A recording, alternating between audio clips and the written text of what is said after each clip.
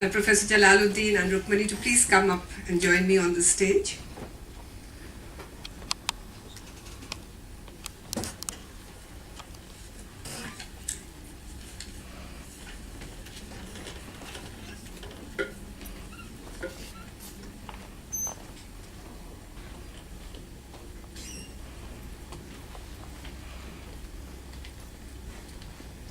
As you can see, we've tried to make a right setting for a conversation by having low tables turned towards each other so that they talk to each other and give the right ambience to the whole session.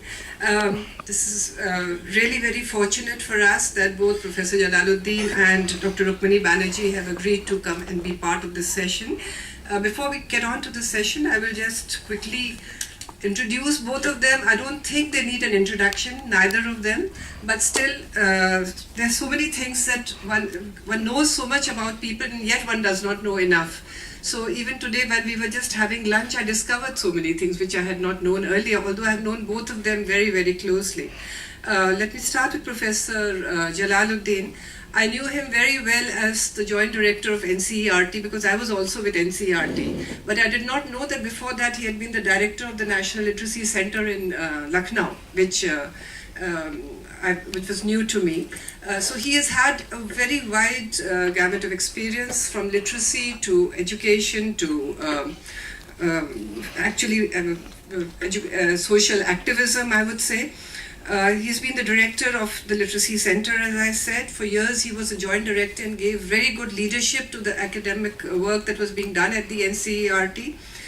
Subsequently, he became an international consultant with various organizations, UNESCO, Plan International, and one kept hearing about his work really in basic education, like it was really going back to the basics. He did this excellent program he was associated with called Shishu Shiksha Abhiyan, was it? Shishu Shiksha Kendras in West Bengal, which later then developed into school-based learning improvement program, where the work was done with 5,000 schools. So it was not only just tinkering with at a micro level, but really working at a systemic level. Subsequently, he worked in Assam. He did this Vidya Jyoti program across the state in all the schools, where he tried to initiate pedagogical reform in basic education. He was also associated with the designing of the Learning Guarantee Program, which we are all aware of, by Azim Premji Foundation. He worked in Hyderabad, in Andhra Pradesh, and I don't think there's any state he has not worked in. He did a lot of work under the DPEP, the District Primary Education Program. A lot of reform was done. I'm aware that he also did some work with the private school system and tried to really bring in a revolution there in some schools, which has even been documented.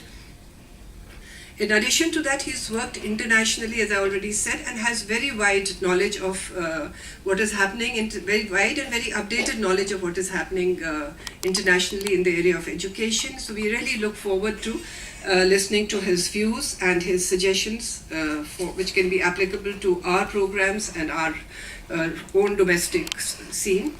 Dr. Rukmani Banerjee again does not need an introduction. I think she's very well known to everybody here, but I would still say that she is a vibrant social activist and an educationist and an economist, if I'm right in that order of priority. No? Okay.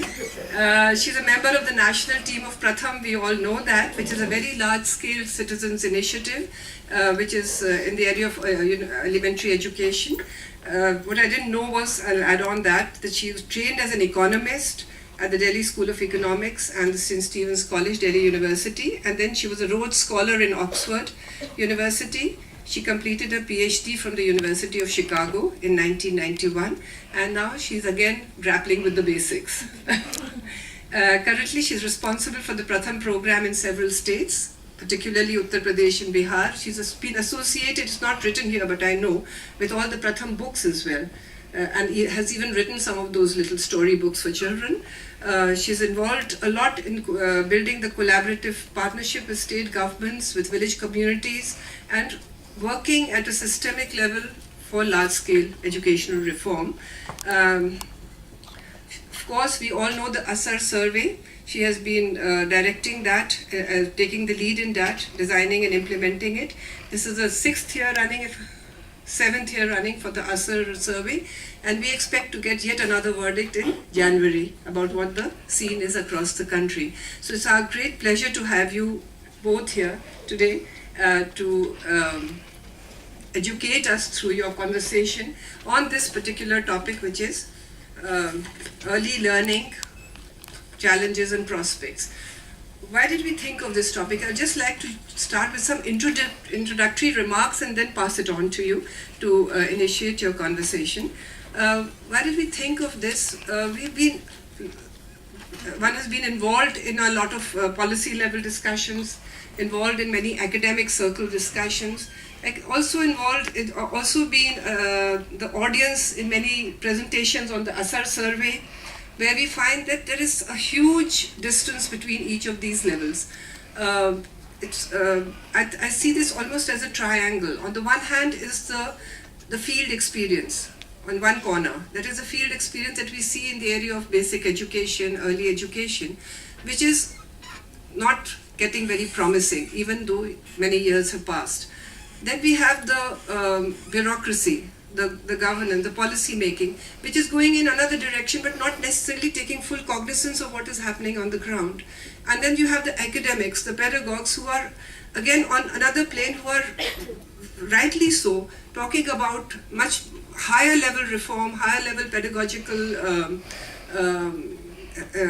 targets, goals, but how those would gel or how they would be synchronized with what is happening in the field, the very basic field realities, that somewhere is not coming together. So the purpose behind this conversation that we had conceptualized today was that Professor Dr. Rukmini Banerjee has been very closely associated with the ASER surveys. At every forum that I have seen, she has tried to bring in the field realities into the discourse and discussion, that things are not happening the way that we are envisaging. Professor Jalaluddin has also been very much associated with the field realities, but he's also got a very large, wide experience internationally of what works and what doesn't work. So we thought it would be a very good idea for the two to come together and come to some kind of give some kind of an understanding to us, some insights into, is the direction in which the whole reform process going, is it the right direction, or is it somewhere that we need to make some kind of a middle shift? And where, if there has to be a shift, where should it be? If it is the right direction, then how is it going to go forward? Because there doesn't seem to be much significant change happening in the system at the moment. Now, when we talk about early learning and the challenges, the focus there is because unless early learning happens, subsequently nothing is going to happen. So that is the basic to the entire process of education. So how do we even address in a very concrete way? We are talking about the larger scale systemic reform, but how do we address even the basic early learning challenges that are there? Because ASER survey keeps on telling us that children are not even learning to read the words and the sentences. So where does this take us? And in order to be able to make the early learning possible, and when we're talking about early learning, we're talking about learning at the early years, starting from the early childhood on to the early primary years. We're talking about the continuum, that because there is a very significant association between what the children do at the pre-primary level, the experience they get, and how does that impact upon what they are able to achieve at the primary level. So the idea behind this whole conversation is that we focus on this early learning in terms of the challenge that it brings to us, but we talk in that context of three basic points that we were kind of discussing. On the one hand, the situation looks very formidable when we talk about the ASER surveys and other educational surveys as well. But on the other hand, the hope comes from the RTE. Now we have the right to education in place. We have the certain accountability mechanisms coming into place. How do they see this RTE? Do they see it as a hope? Do they see, and it is certainly a hope, but how do they see this being interpreted? How do they see that this can be really maximized upon to be able to get the changes that we want in the field situation? Second, this is one area of conversation that I'm hoping that they would both get into, the whole issue of RTE, how it is interpreted, how it is being implemented, what are the suggestions, how do they see partnerships? Is it a government responsibility only, or is it with the whole civil society as well, and what kind of partnership they see of the civil society? The second area comes more specifically into early reading and early learning. That again, this issue comes frequently to our minds, that is the failure, or is early reading as such, or early learning, a pedagogical issue, or is it a governance issue? Is it something that the methodology is not right for teaching, or is it a governance issue that teachers are not teaching and therefore children are not learning? What does their experience have to say about this? And the third one is, how do they see early childhood education as it is being provided today or supported today? Do they see this as a very important step in the area of bringing children better outcomes at the primary stage? And if so, what are their suggestions for it? So with these words, I would like to leave it to Dr. Rukmini Banerjee to start the discussion. I'm only here as a monitor to monitor the time. Thank you.